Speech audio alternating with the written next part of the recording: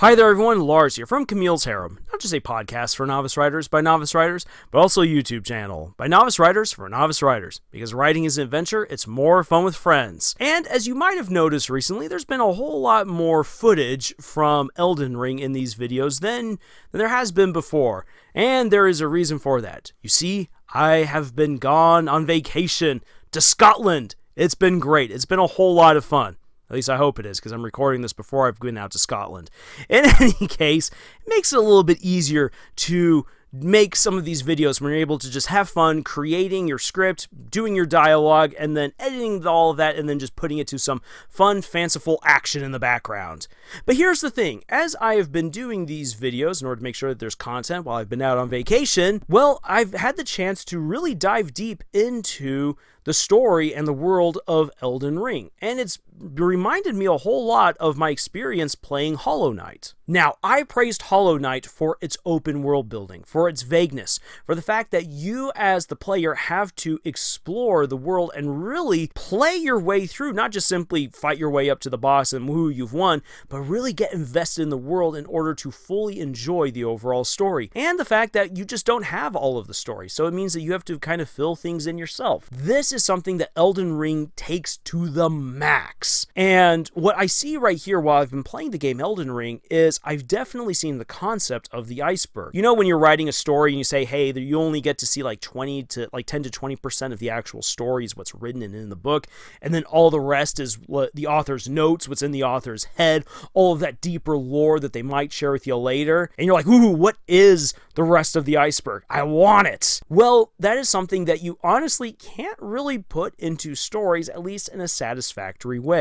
When I think about the writers who have tried to do this, I look, for instance, to The Lord of the Rings with J.R.R. Tolkien. J.R.R. Tolkien had volume after volume after volume of notes, songs, revisions, histories, tales, myths, legends, characters, the whole shebang, which he himself never published. He only published The Hobbit and The Lord of the Rings, and along with some of his notes in the appendices. It was his son Christopher Tolkien who amassed everything else and compiled it into a more comprehensive history of Middle-earth and then published it. A lot of that history is actually referenced in The Hobbit and The Lord of the Rings trilogy, but is never really used again. It's just references to help make the world feel more lived in. And there's actually a really brilliant seminar that was given a while back on how Tolkien actually used ancient storytelling like what we find in Beowulf to bring out these references in order to create a far older, more lived-in world than we even ever understood. And the more that we dive into it, the more it just feels like The Lord of the Rings is actually real history and not just fantasy. But very few authors can actually recreate that. I look to The Wheel of Time by Robert Jordan. Robert Jordan had an expansive, a massive world and backstory and all of this world building,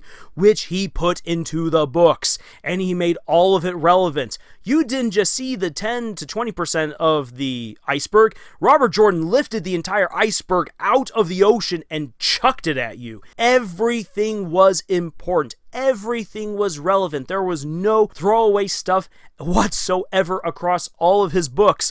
It all mattered. It all made sense. It all came together, which is really cool, but that also means you had to read through a lot of books and a lot of world building. There are points in the Wheel of Time that are 100% tedious. And then we have something like Game of Thrones, where George R. Martin puts in all of these other details and little bits of history and whatnot. That, again, much like with J.R.R. Tolkien, helps to make the world just feel more lived in and whatnot. However, well, I question just how deep some of this stuff is, because his fans have asked him about certain details for his world. He's like, you know what? I haven't thought about that. Let me take some time off of writing Winds of Winter to now write this dictionary to explain some stuff that I just threw on out there. Oh, that's not what we want. And you know what? We sometimes as fans, we get a little too greedy wanting to see all more of that iceberg. But here is something that we have to accept. That when it comes to writing books, you can only show so much of your world. If you get in deeper, it just detracts from the rest of the story. And sure, you can write little dictionaries and appendices and notes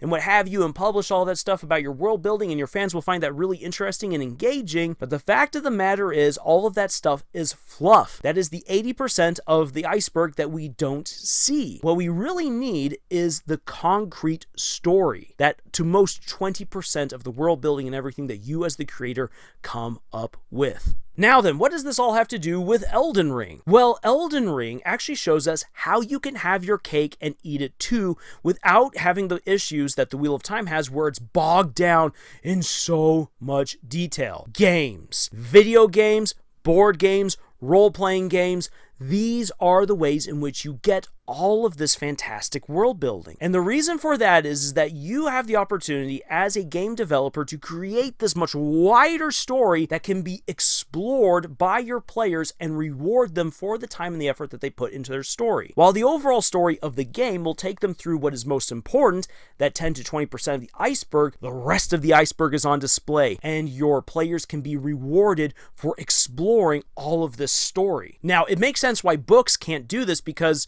there's only so much you can put into books or into a book series before it just becomes too long and big. I have seen how shows and movies have tried to circumvent that by saying, well, we can just cram onto the screen everything that you could ever want. And you can then go back and rewatch it time and time again and always find something new. I have heard that from all different kinds of creators. I've heard that from Steven Spielberg. I've heard that from the guys who all came together to create The Last Action Hero. I've heard that from the showrunners for The Rings of Power. It's even something that's talked about for the Lord of the Rings trilogy done by Peter Jackson. Sometimes it works, sometimes it doesn't. But the fact of the matter remains is that still, within only an hour and a half to 3 hours, you can only show so much.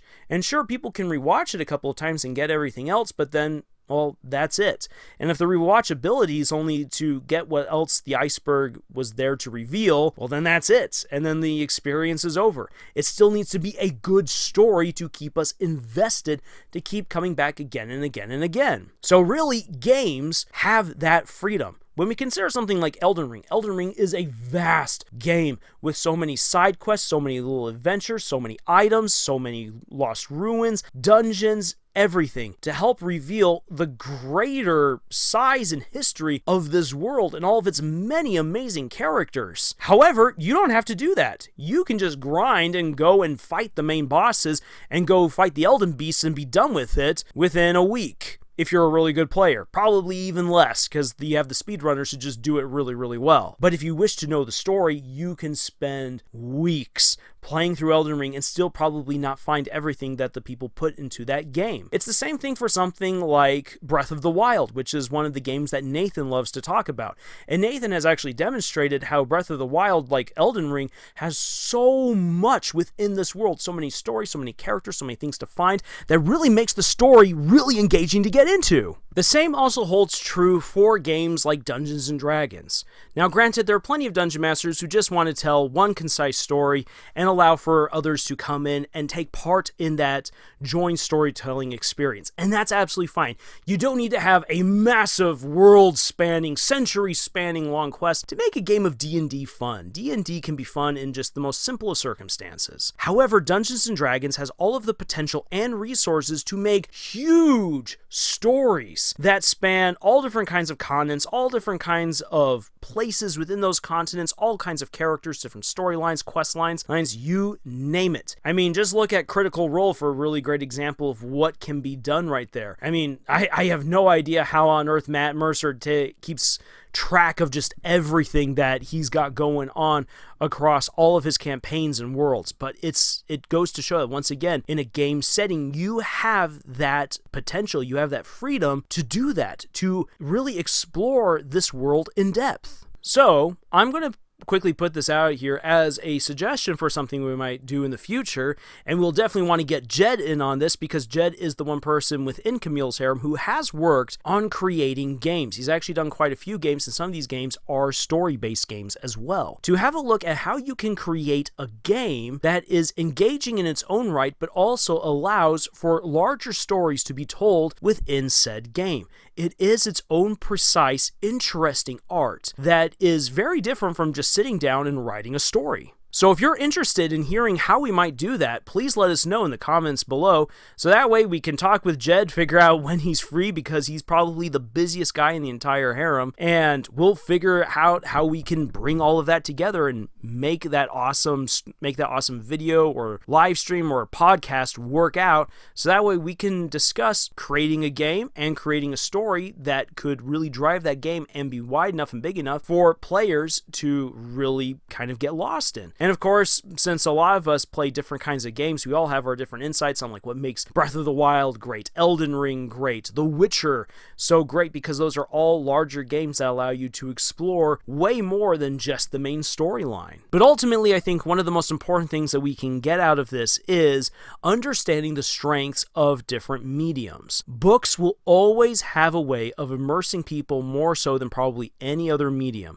Even video games or role-playing games where you can really get highly invested in what's happening. And the reason for that is because books just have so much wealth of information and fun and personality that they can put there onto the pages. Video games and role-playing games are shared storytelling experiences, either because you're playing through the story and world of the developers, or you're at the table playing off of other players and the game leader. And those are really awesome and engaging experiences in their own right, and have definitely inspired books. But that's the thing, is that books still always are able to give more depth than really any other medium. Now then, when we look at shows and movies, they can get bombastic and cool because they can just put so much detail there onto the screen, keep everything nice and concise to tell the best streamlined story possible with a lot of really cool visual fluff to keep you engaged. However, books and movies and shows always railroad you in what you can do. Games, on the other hand, games allow you to have way more freedom and personal engagement. So it's really interesting because each medium of storytelling has really its own strengths and weaknesses. You just have to know what kind of story you wish to tell, so that way you can figure out which medium will work the best to complement your story. So that will do it for this video right here. If you're looking for more writing advice, please check out our other videos here on Camille's Harem, or head on over to our podcast found on Podbean, iTunes, Google Play, Spotify, the works. We have writing exercises for you to check out over at our Pinterest page, and of course, we would love for you to join our ever-growing community of novice authors. Links for all of that and more are in the description below. And until the next video, y'all, thank you for joining us on this adventure that we call writing, and tschüss.